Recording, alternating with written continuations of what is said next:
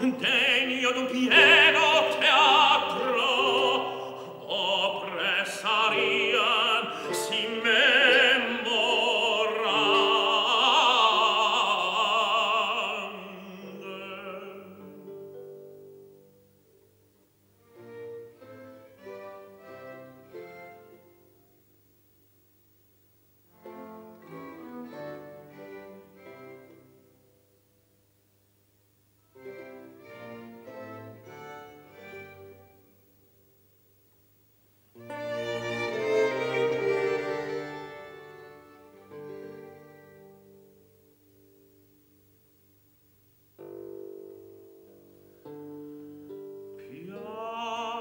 Piacciati ch'ind'il tragga, en bel sereno,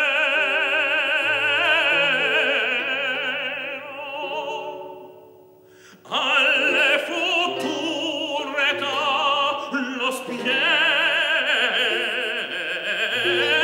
e mande. Viva la fama lor, e tra lor gloria splenda dal fosco tuo l'alta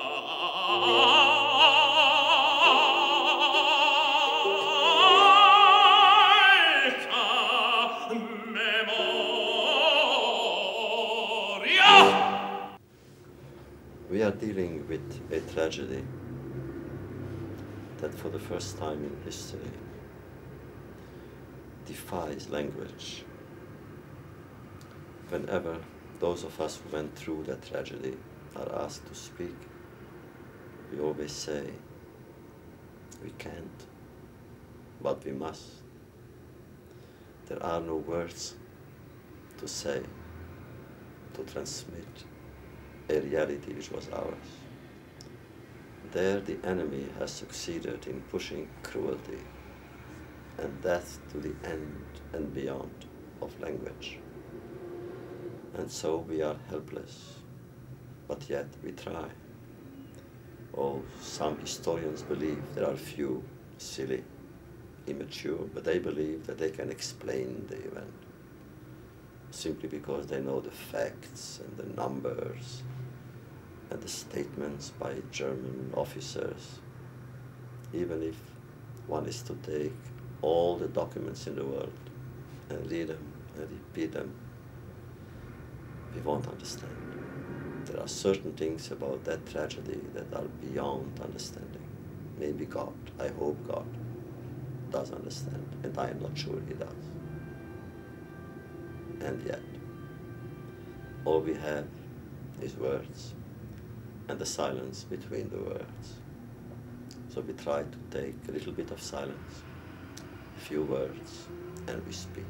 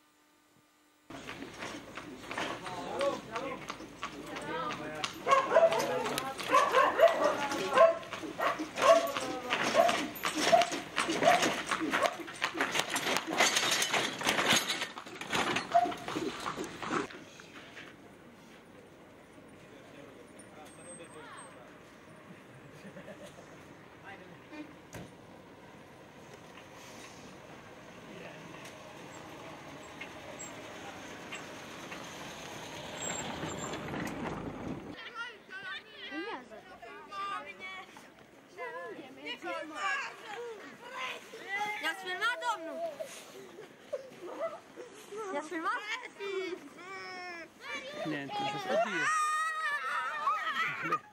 Buono. Ah, poso lì!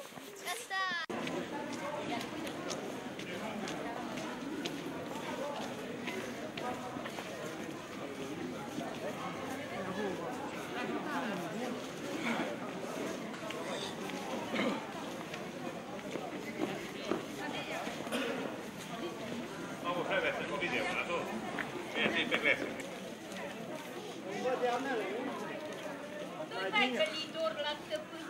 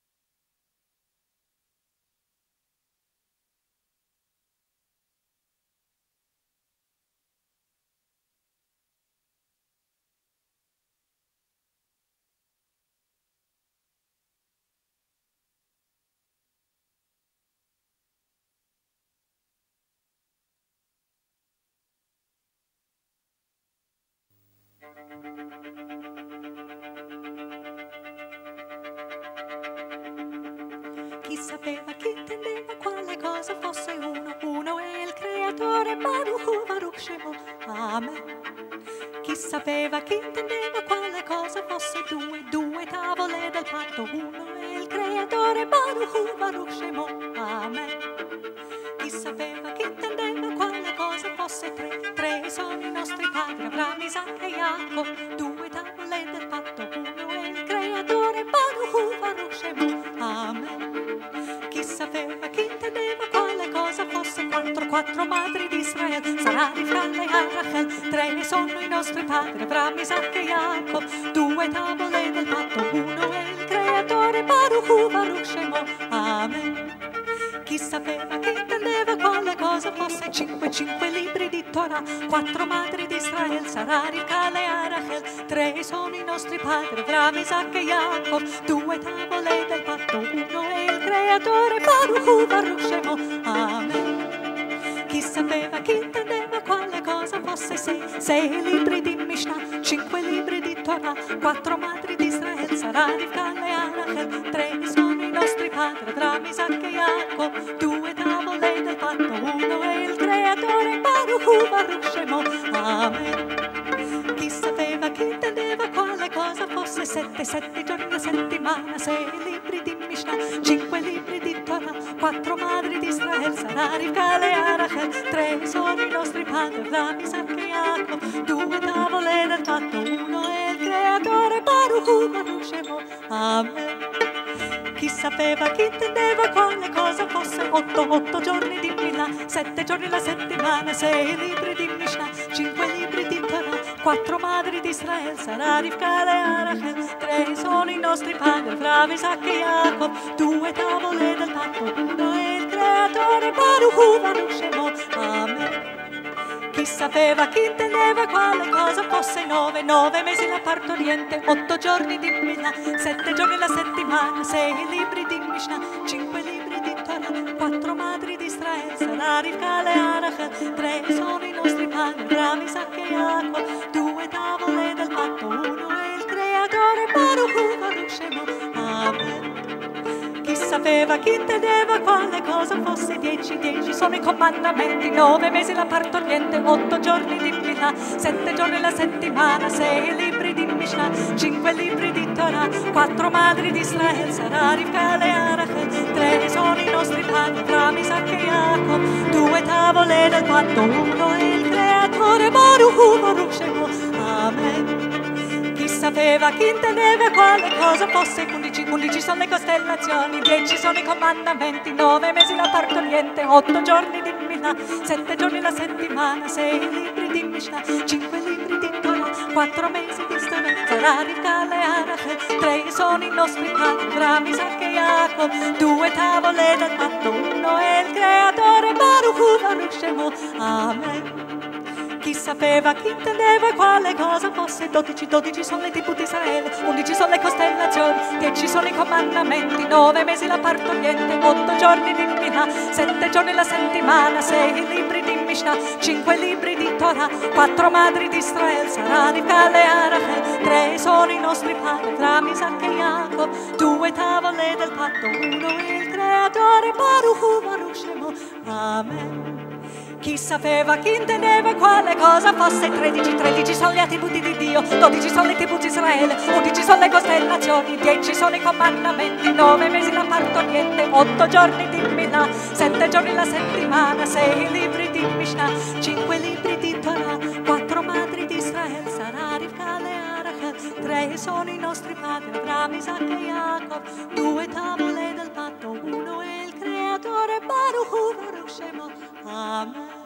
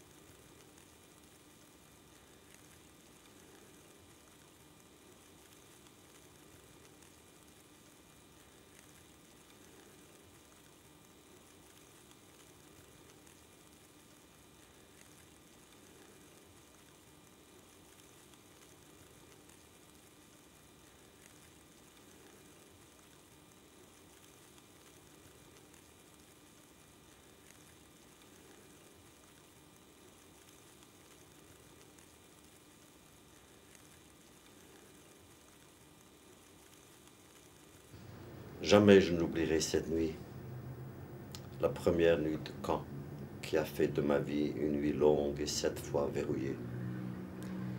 Jamais je n'oublierai cette fumée. Jamais je n'oublierai les petits visages des enfants dont j'avais vu les corps se transformer en volutes sous un azur muet. Jamais je n'oublierai ces flammes qui consumèrent pour toujours ma foi. Jamais je n'oublierai ce silence nocturne qui m'a privé pour l'éternité du désir de vivre. Jamais je n'oublierai ces instants qui assassinèrent mon Dieu et mon âme, et mes rêves qui prirent le visage du désert. Jamais je n'oublierai cela, même si j'étais condamné à vivre aussi longtemps que Dieu lui-même. Jamais.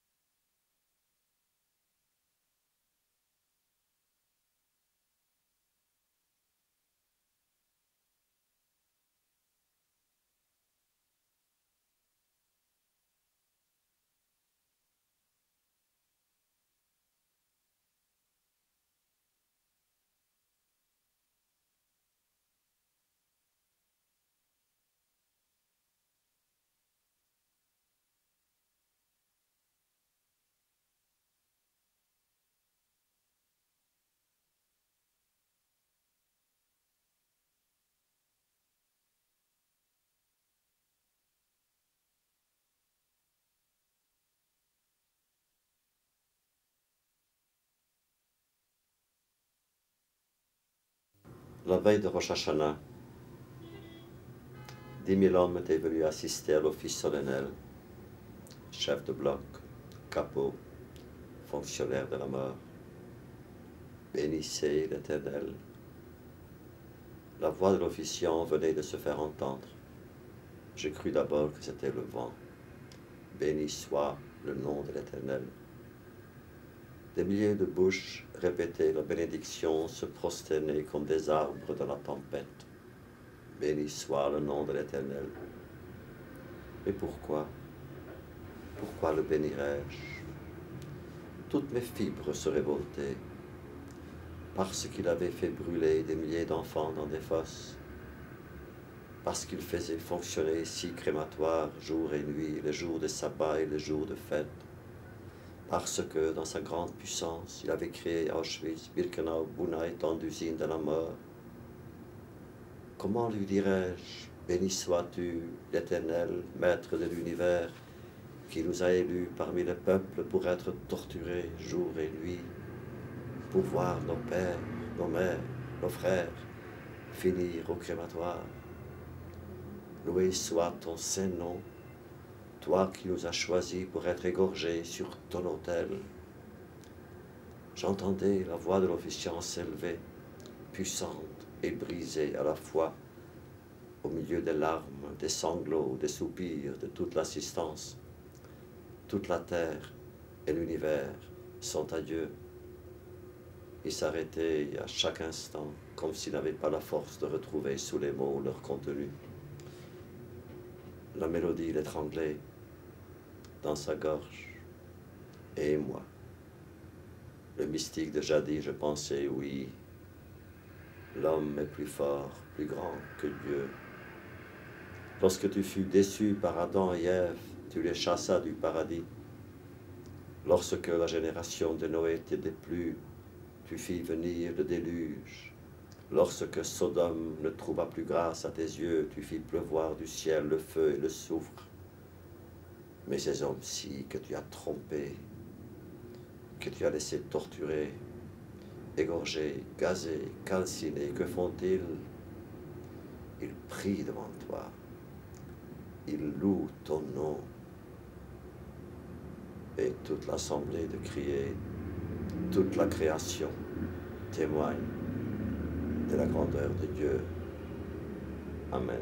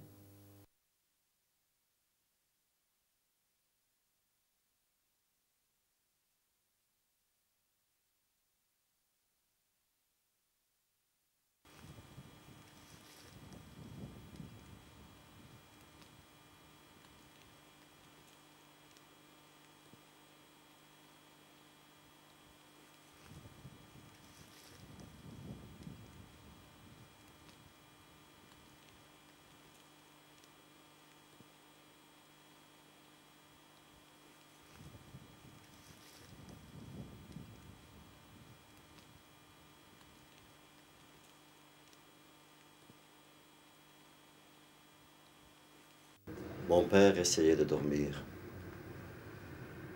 Avait-il tort ou raison? Pouvait-on dormir ici? N'était-il pas dangereux de laisser s'évanouir sa vigilance, même pour un instant, alors que la mort, à chaque moment, pouvait s'abattre sur nous? Je réfléchissais ainsi lorsque j'entendis le son d'un violon. Le son d'un violon dans la baraque obscure où des morts s'entassaient sur les vivants. Quel était le fou qui jouait du violon ici au bord de sa propre tombe? Ou bien n'était-ce qu'une hallucination? Ce devait être Juliek. Il jouait un fragment d'un concert de Beethoven. Je n'avais jamais entendu de son si pur, dans un tel silence. Comment avait-il réussi à se dégager, à s'extraire de sous mon corps sans que je le sente? L'obscurité était totale. J'entendais seulement ce violon, et c'était comme si l'âme de Juliek lui servait d'archer et jouait sa vie. Toute sa vie glissait sur les cordes, ses espoirs perdus, son passé calciné, son avenir éteint. Il jouait ce que jamais plus il n'allait jouer. Je ne pourrai jamais oublier Juliek. Comment pourrais-je oublier ce concert donné à un public d'agonisants et de morts? Aujourd'hui encore, lorsque j'entends jouer du Beethoven, mes yeux se ferment et de l'obscurité surgit le visage pâle et triste de mon camarade polonais faisant au violon ses adieux à un auditoire de mourants. Je ne sais combien de temps il joua. Le sommeil m'a vaincu. Quand je m'éveillai, à la clarté du jour, j'aperçus Juliek en face de moi, recroquevillé sur lui-même, mort. Près de lui gisait son violon, piétiné, écrasé, petit cadavre insolite et bouleversant.